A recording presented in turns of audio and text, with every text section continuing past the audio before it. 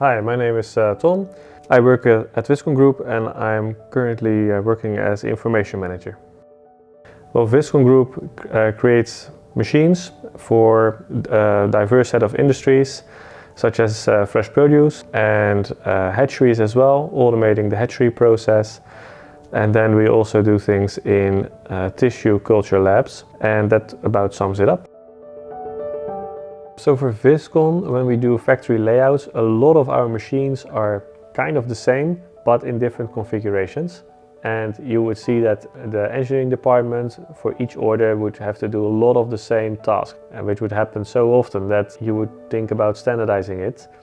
And then we came across Driveworks, which has some automation capabilities, which is very nice because then you can actually set up models in a way that you can only fill in the length you want, the width, the height, and then Driveworks would do all the cut tasks and generate a whole model that would be on the exact same specs with the drawings attached, and the engineer would only just need to release it then, and even that can be automated.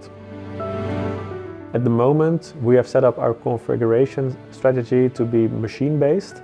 So each individual machine has a configuration attached to it. And from here we want to move to a more system-based approach, where we want to be able to configure a system, and the machines inside that system would then inherit certain information from the system level, which means that usually the technical specifications of the machine are on the machine level, but the behavior of the machine is usually defined at system level, because you can have the same conveyor in 6 different systems do 6 different things, and still the machine will be mechanically the same.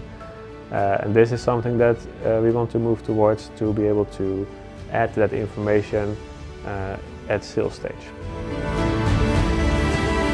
So for us at the time, the challenge was with these conveyors, because we did a lot of them, and we had 2 strategies for it at the time. The first one was to adjust the model, which took about a day for an engineer to do, and then have that bill of material in ERP. And the second way of working was with an Excel, where you wouldn't even have a model, but just a bill of materials with some Excel calculations, which would then be sent to ERP, and it would also just contain a small PDF with some work instructions.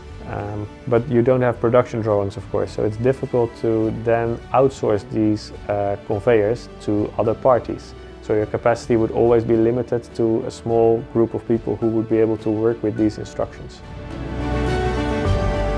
For our customer, it's slowly going to impact the lead time for our projects. For example, if you have 8 hours to spend on a day, you could do 1 conveyor previously.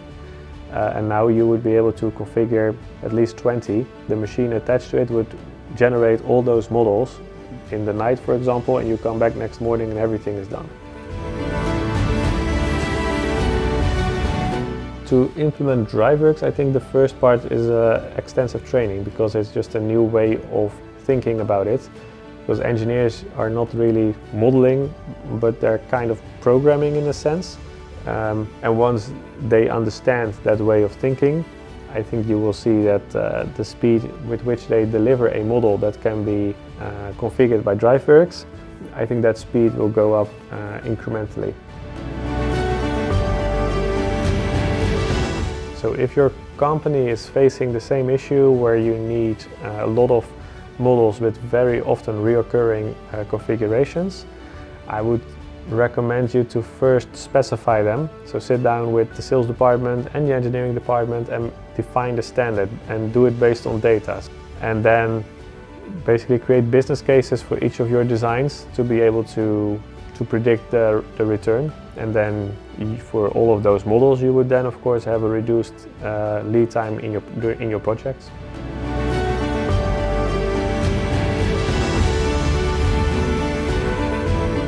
So for the future, we would want ideally to be able to configure a system in CPQ and have it generate some simplified version of that system for the sales phase. And then once the sales phase is done, be able to confer with the customer if the scope of the current systems is accurate.